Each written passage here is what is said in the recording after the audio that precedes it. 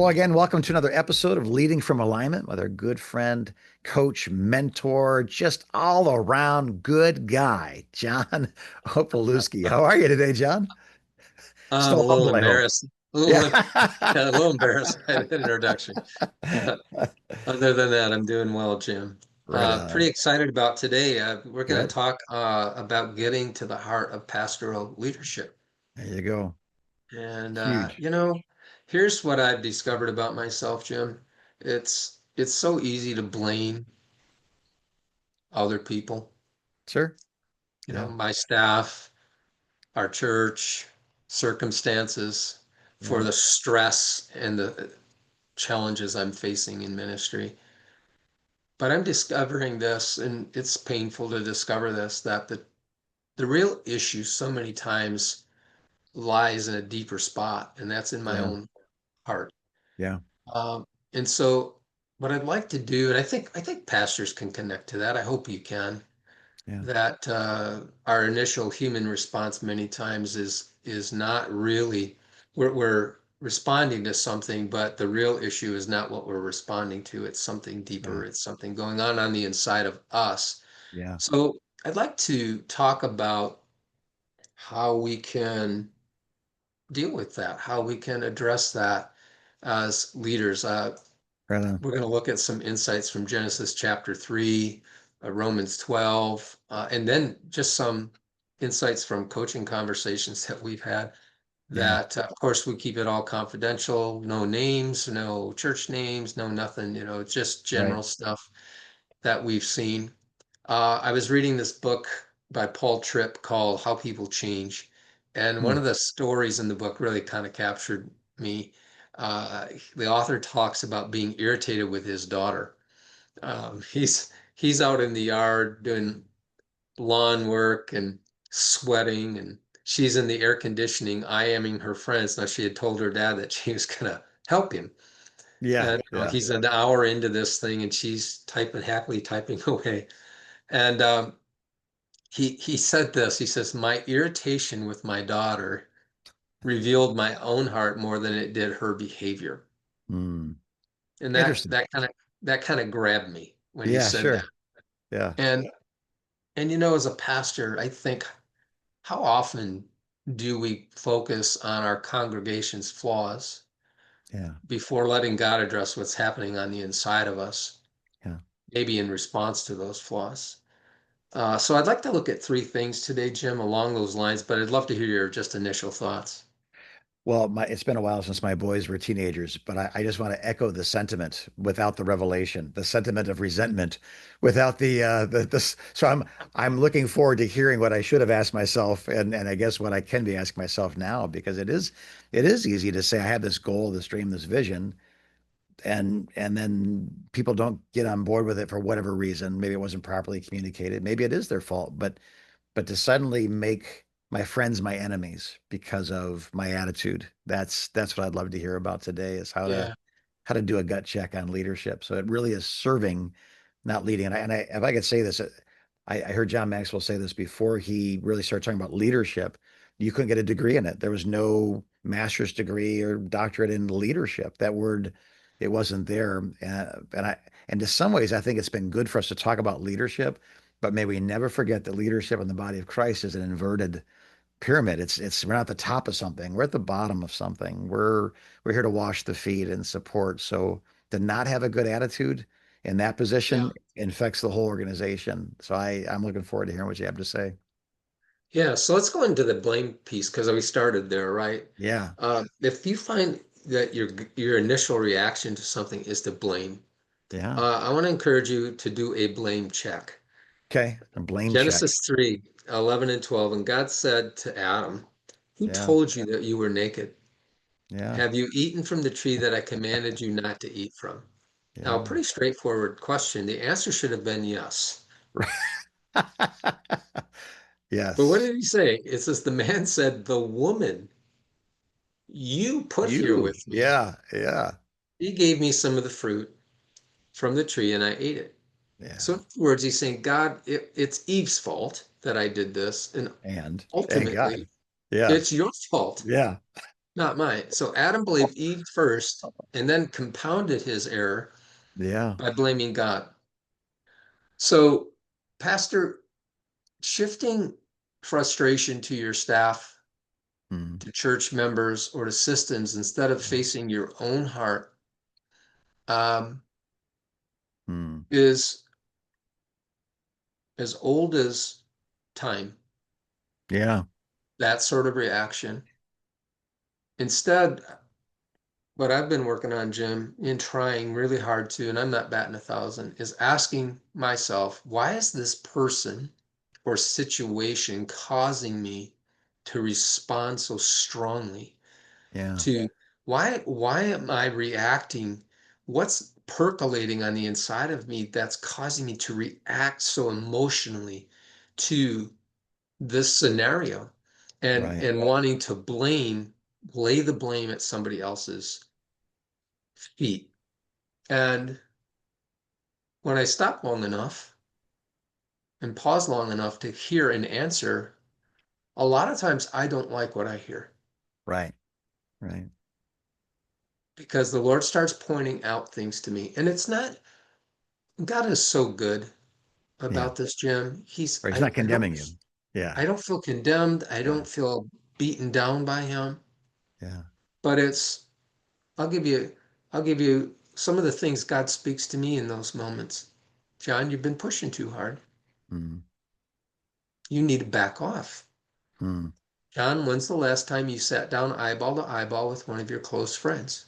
Right. John, are you taking on more responsibility for this than you need to? Right.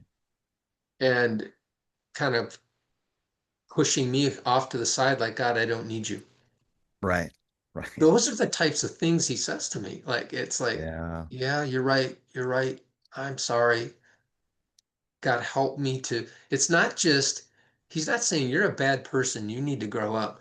I feel Right. like he's pointing things out like, John, you're doing this. You're not doing that. This is Yeah. fueling that impulse Right.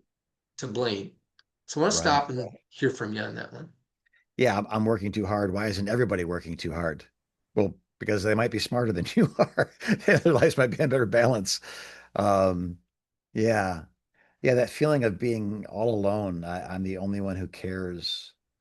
It Mhm. was Elijah. I'm the only one Yes. who doesn't, it's like that sense of no one cares like I do. And if no one else cares, then why should I? And God goes, no, there's like hundreds that haven't bowed their knee. Right. But if he hadn't taken that moment to listen to God, he would have believed the lie that he was telling himself, Yeah.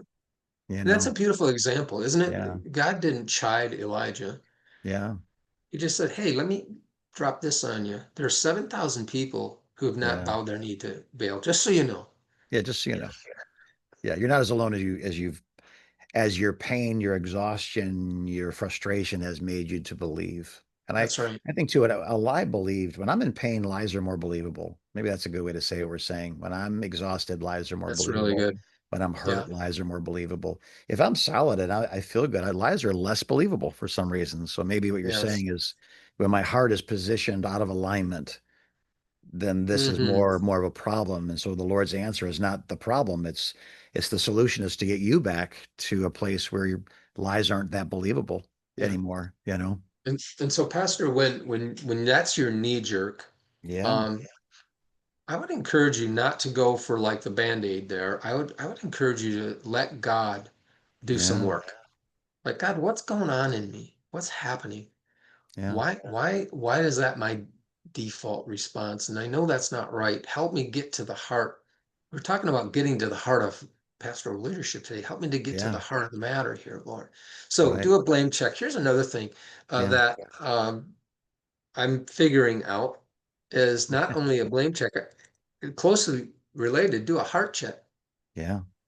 So, Jim, when I react poorly on 696, and if you don't know what that is, that's a major freeway in Yeah. Michigan where everybody drives like they're in NASCAR Yeah. and are not necessarily polite. Let me put it that way. And instead of my default response of, where did that person learn to drive? Yeah.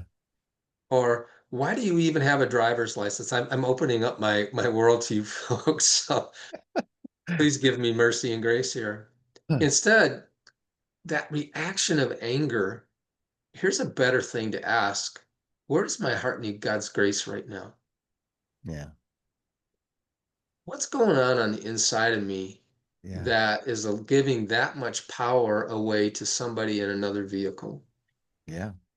Um, and so what do you think about that? And then I want to talk a little bit about an example of getting Yeah. doing a heart check.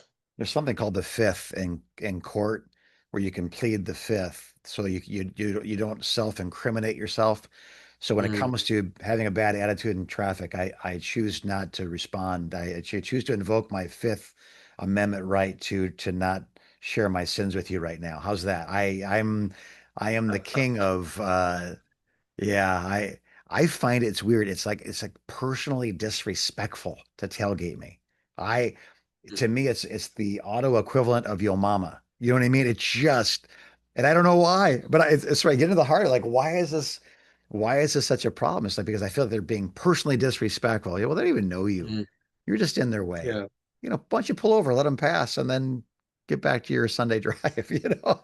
And because this is offensive. It's they need to learn a lesson. I don't know. It's so silly. I think and Yeah, that's it. When you get to the bottom of it, when you do a heart check, you realize what you're really upset about.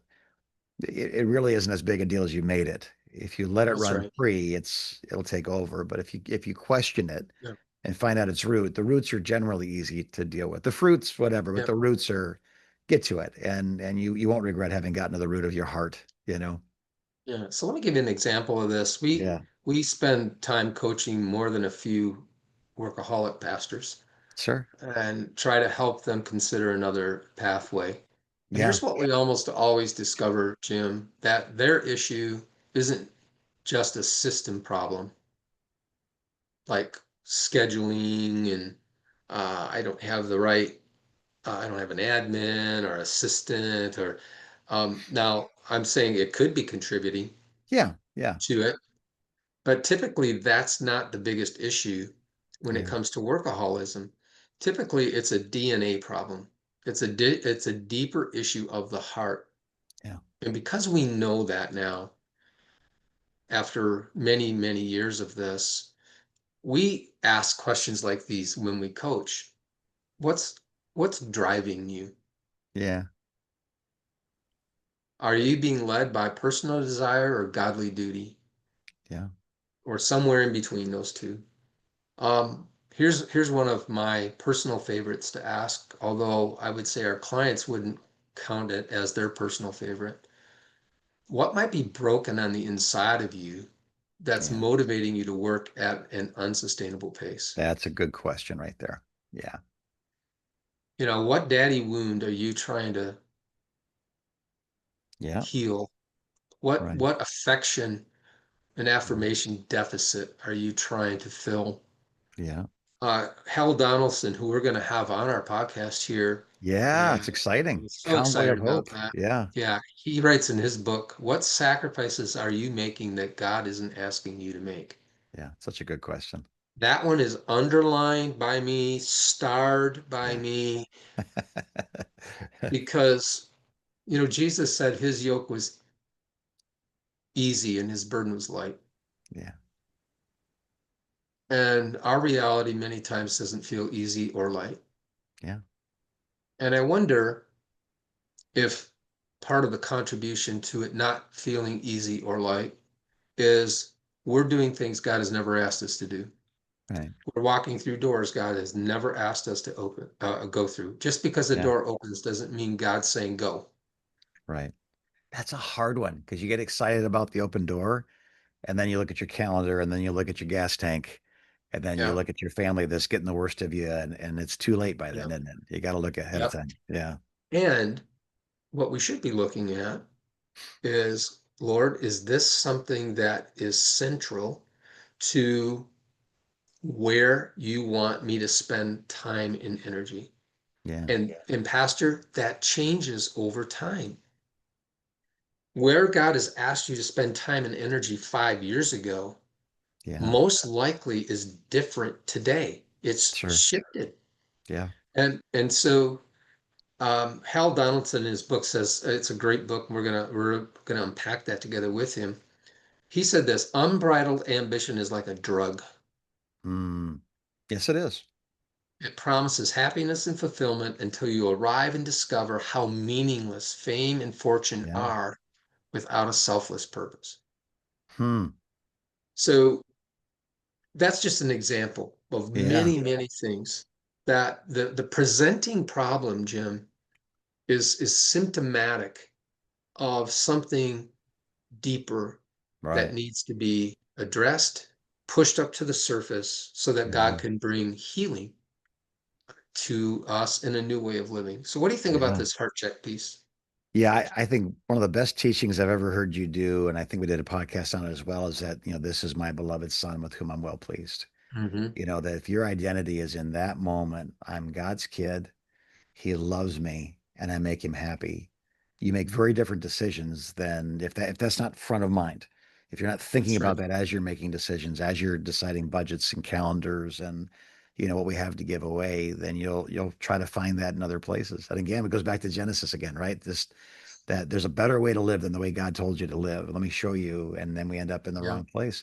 So that thought that, we don't work for, we work from the love of God. Yes. We don't work for rest. We work from rest. It's such a contrary rhythm because you look at the people that have accomplished great things, and the one thing that most of them have in common is they're miserable and they're exhausted and their families are a wreck and those sorts of things. Yes. Why would we ever want to be that? You say, well, because look, everybody knows their name, look how famous they are, and the movies they've been in, or the businesses they run, or even the churches that they lead.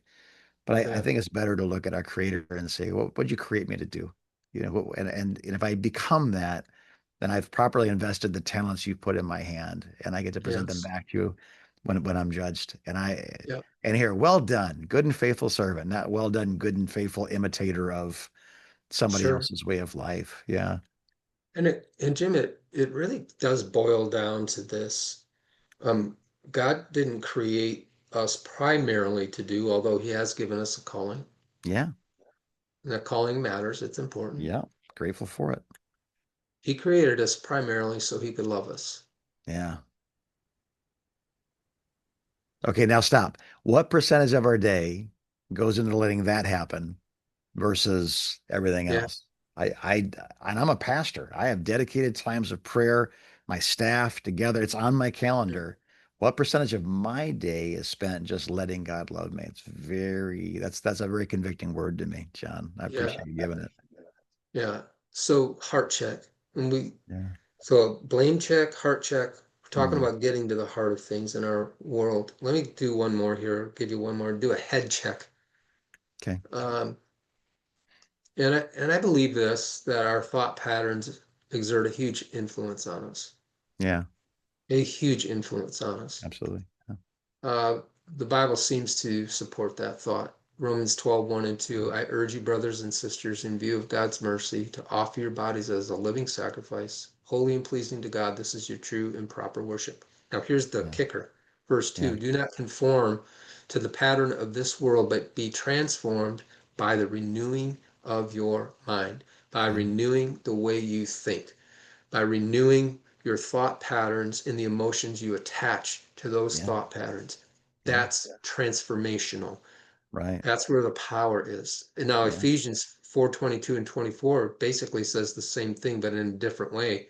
And I love it because it just gives us a different picture of it. Paul Yeah. says, you were taught with regard to your former way of life to put off Totally. your old Yeah. self, Right. which is being corrupted by its deceitful desires, to be made new in the attitude of your minds, and to put on the new self, Yeah. created to be like God in true righteousness and holiness. Yeah. So there's a putting off of the old self.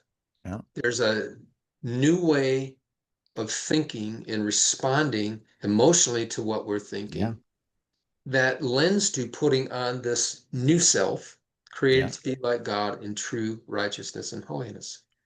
Here's kind of how I see that play out a lot, Jim, in Yeah. our coaching. More than a few leaders have trouble getting out of their own way Hmm. in terms of what's going on in between their ears. Yes. Yeah. Too many, I would say at least 51% of pastors are their own worst critic Sure. instead of their own best friend. Yeah. Um, Listen, what is going on in between your ears Mm. has exerts a huge impact Yeah. on your forward progress in your walk with God and Yes. in the call of God on your life, in your relationships. It influences everything. It influences the degree of change we experience. Yeah. It's not from change is not from outside in, it's from inside out. Yeah.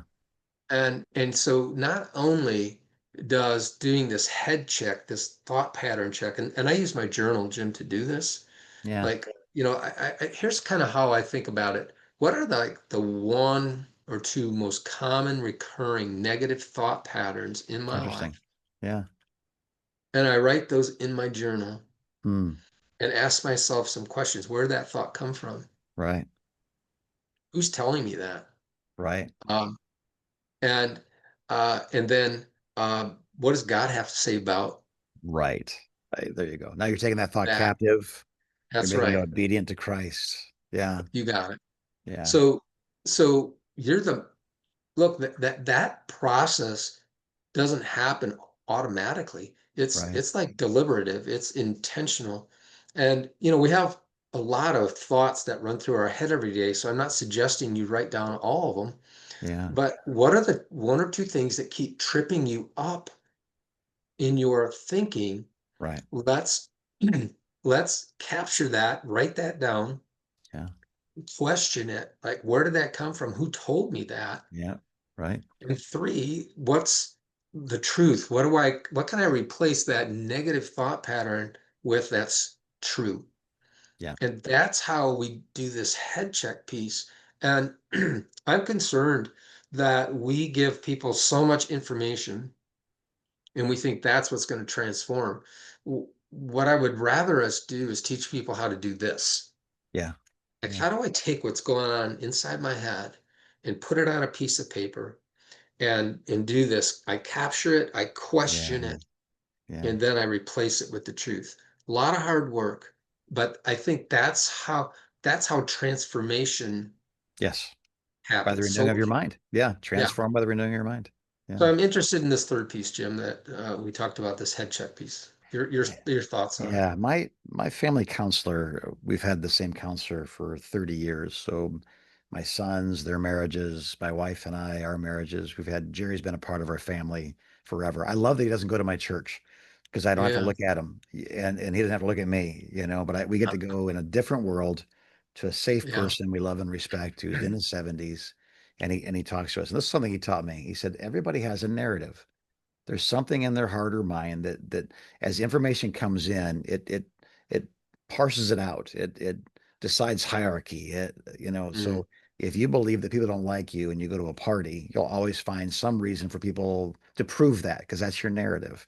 If you that's think right. you're the life of the party, you'll find somebody to prove that because that's your narrative. So the importance of getting my narrative completely aligned in every way I can conceive with what God says about me and believing it is one of the most vital pieces of head work that I continue to do. I'm being transformed, continual tense, by the renewing, continual tense of my mind. I'm That's right. not, I don't want to be conformed. I don't want to be pressed in the mold of. I want to be the metamorphose, is the word there, transform, the metamorphosis. I was created to Yes. be a butterfly. I'm tired of being a caterpillar. I'm going to Mm, start thinking flight, not crawling. I'm going to start thinking wings, not mm, legs. I'm going to start thinking moving vast distances rather than creeping along like an inchworm. Those sorts of yes. thoughts. So becoming what I was created to be as a journey. I think it is for all of us. But that Yeah. narrative, aligning my thoughts with God's thoughts, what he says about being more important than what anybody else says about me is vital. So that That's right. I think you're really onto something. I hope those that are listening, if you think, again, I said it earlier, but if people gave you your identity, people can take it away. So if your identity is Yeah. a big church, well, when there's a church split, you lose who you are. But if you're a pastor and you're a discipler and you're a leader and you're a servant and you're a husband, you're a father, then you get to keep those And things. and you're a son And you're a son. or a Yeah. daughter Yeah. who's been Yeah. adopted. Yeah. I mean, see, nobody can take that from you. Right. They didn't give it to me. They can't take it away from me. That's right. And so, Yeah. Pastor, our goal here today is simply this. We think you know this, but we believe it needs to be repeated or bears repeating. Yeah. God is more concerned about what is going on inside of you than he is what is going on through you. Yeah. Because what is going on inside of you eventually will leak out through you. Yeah. He cares more about you personally. He cares about your ministry, but he cares about you Yeah. more. I don't know, I can't give the right ratio. Yeah. Hundreds and hundreds of times more about Yeah. you as his son or his daughter than he does what you do Yeah. for a living. We've said this before. God, if he decided to, and he hasn't decided to do this, but sometimes he does it, he could do what you do without you. Yeah. Let's just clear the deck here. Yeah. And so if that's true, that doesn't mean that responding to the call that he has on our life is meaningless. No, it's important. Sure. Ephesians 2:10 tells us this, right? Yeah. But let's not be lopsided about this. He's much more concerned about your inner life, about Right. the development of the fruit of the spirit. Yeah. He's much more concerned about your marriage and about the way you raise your children Yeah. than he is you building something humongous for him. Yes. And if you built something humongous for him, that's not a negative. We're not anti that. Here's what Yeah. we're anti. You doing anything big or small with your heart being out of kilter. Right. So that's the perspective today, Jim. That's the reason for Awesome. bringing Thanks, this John. forward. And again, I think this is something a young man might read in a book, but I'm not calling you an old man, but there's a wisdom to it. You've accomplished some great things, and you're saying the accomplishments are not your identity. You've been married to one woman for a very long time, raised a Yeah, family, you're a successful grandfather, you built a company from nothing, and none of those things are your identity. They're all enjoyable blessings, but you are his son, and he that's loves right. you, and you make him happy and you get to share that now with a wife, with sons, with a company, with coaching clients, with Yeah. pastors and leaders. So I think you bear witness with your life that what you're saying is not an idea. It's a roadmap you've been driving down for a long time. So thanks for that, Hmm. John. That's beautiful. And for those of you that are watching right now, you're like, hey, I think I might have just realized my head or my heart or my priorities, my motivations are out of kilter. What do I do next? Um, we're here to help in any way that we That's can. right. John and I, and just this great converged team that John's put together. They're wonderful when men and women that are here to serve you. And it starts with convergecoach.com. Press the button, like to have a conversation, 30 minutes for your charge.